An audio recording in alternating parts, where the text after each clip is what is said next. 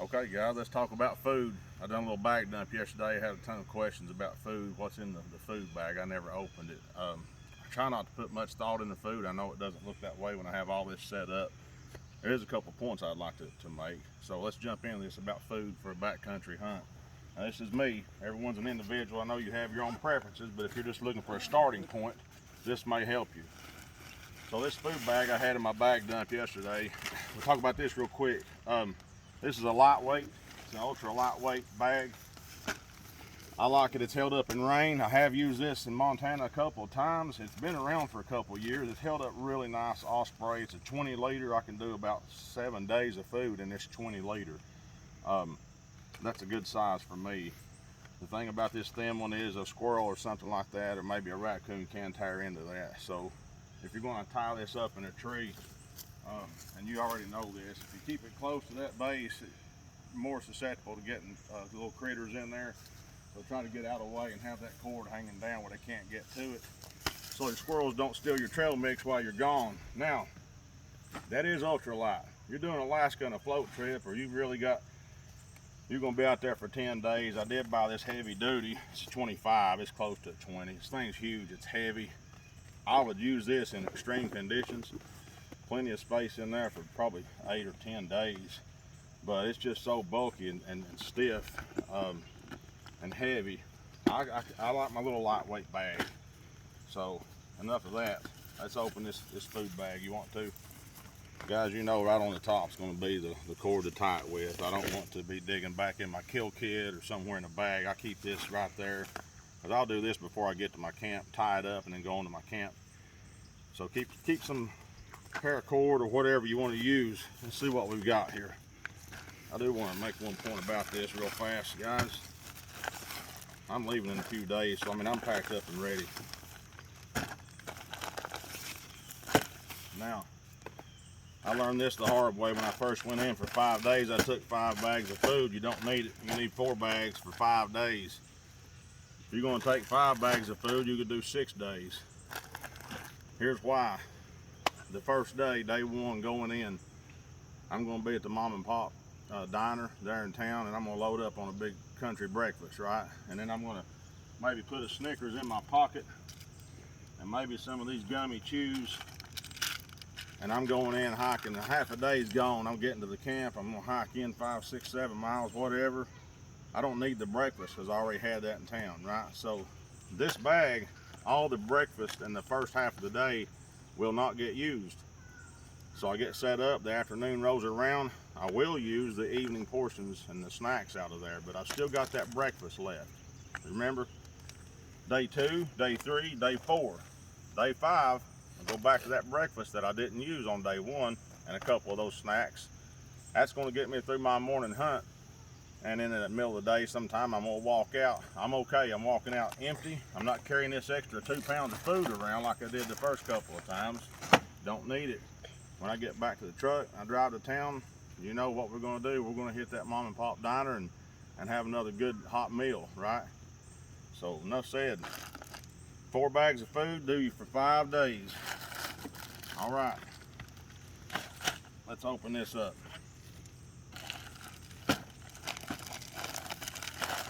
This is what I do, guys. Everybody has their own preference. So let's weigh this. You want to weigh this, Dave? Yeah. I'm ended up with 3,000 calories is 27 ounces, or we'll say 1 pound, 11 ounce. 3,200 calories right here. I'm like 32, 34. Let's walk through the day on this. Breakfast, I like a decent breakfast. I'll have 2 oatmeals. Guys, you can do a cup of water, boil it up just about 1.5 minutes. Of course, you tear these bags open. They're sealed just like these, and you pour the water in there. And the reason I do that is we don't want to dirty this up and have to wash it and get all that mess on our hands. You just eat the oatmeal right out of the bag. You probably know this. It has a fill line in there, 1/2 cup fill, you know that. So I have some bacon. I didn't take bacon on my first trip. I didn't take much meats at all, and I noticed I lost about 9 pounds in about 15 days while I was out there, and I needed more meats. This shelf-stable bacon, guys, you can take that paper and cut that through there, fold it over, put it in a bag. Here we go. We got bacon, oatmeal, a hot chocolate. I can't do the instant coffee. I just don't like it, and I just do hot chocolate. Breakfast is over. I like these little energy chews. I go straight into popping one of those in while I'm walking around. If I do need the caffeine, and I know we shouldn't do caffeine, but these little Pure Kicks is plenty. They got some B12 and some good vitamins, but they are 80 milligrams of caffeine. I need to not do this, I know. I did walk out with some of these and didn't consume them, but my noon, I do not have those with me. I'm definitely going to do the noon, and just little Gatorade packs is fine. So my dirty bottle, I'll scoop up some water in that. Of course, I use this little filter on here. Then I'll take this dirty water, filter right through with one of these packs or Gatorade, whatever. I like to walk around with some little flavor and my water spout also during the day while I'm munching on these chews. Of course, we're gonna have a snack pretty quick. Plenty of snacks, and then more of that meat. I'm gonna go with some jerky.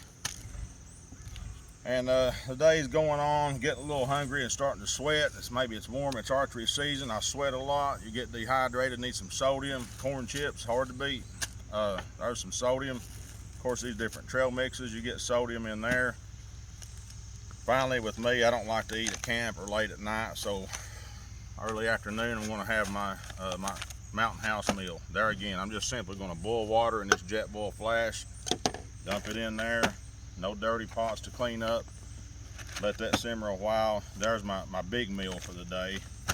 Pushing on through the rest of the day. A good old Snickers, maybe a beef stick, cheese. I've got these Honey Stinger waffles and a protein bar. It's got a lot of stuff in there that's pretty good for you, but I like because it's just lightweight and small.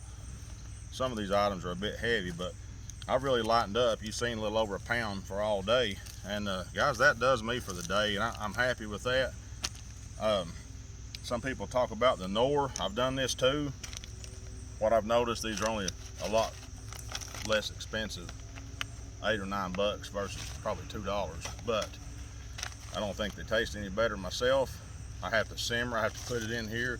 I'm boiling water for, I think this one says 4 minutes a boil time, and then like another 4 minutes of simmer time. Well, you need a regulator. I don't have a regulator on that Jetboil. I'm not about that. I just kind of felt like it's more of an inconvenience. I do have this other one that does have a regulator. Your stove probably has a regulator. This thing's $112. I got about $50 in this little Stanley. It's a nice little kit, and I like it. I can simmer on here. It has a regulator. This little folding spoon, everything is contained. It's $15. This spoon's like $6. This little Sterno brand little finger stove, like $15. You come out a lot cheaper if you want to go this route, and that's fine, whatever you want to do. But anyway, I will show you this, and the reason I'm doing this, a couple of things that I noticed about this little stove, or any of these little stoves, is when I was out there and it was snowing and I set this thing up, my hands are cold and shaky, there's snow everywhere. I'm beside a little stream and I'm getting my water, and I set it up there, and maybe that ice melted and it slid over and dumped out. I tried that again. Then my entire stove was trying to melt and settle down, so very unstable. It's a little frustrating when you're cold and you're trying to hurry. Well, this thing, one advantage, it's all locked together. Everything's locked together. It's a lot more stable. I thought, well, I'll fix it. I'll just fix what I have. I didn't want to go spend another $100. So what I did was I just bought the little stands to put under there to stabilize it. Well, that fixed that part. It never did fix this. I also had a lot of wind coming in, blowing the flame. See, we've got a lot better seal on some of these better stoves, keeping that wind out of there. So I said, well, I'll fix that, right? I'll spend another $7 or $10.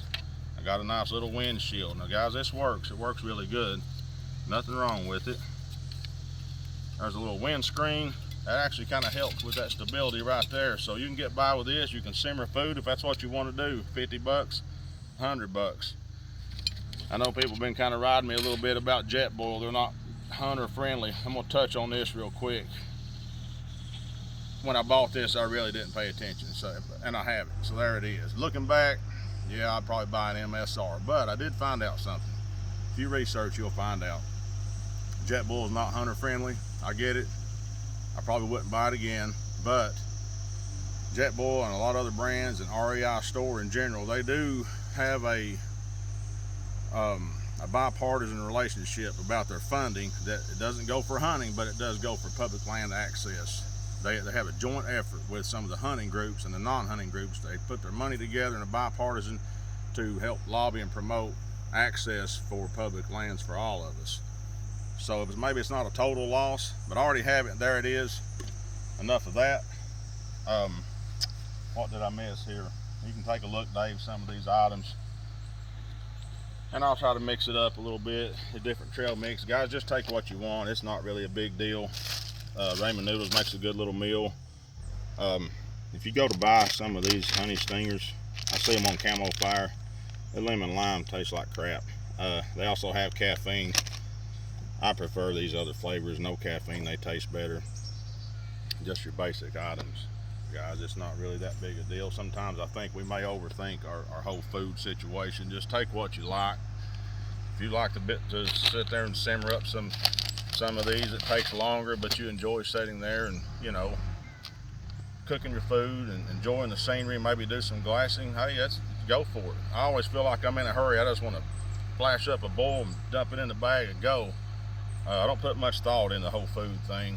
Dehydrate my own foods. I don't do it. Maybe I will one day. I just want to eat and go. So this works for me. Good luck, guys.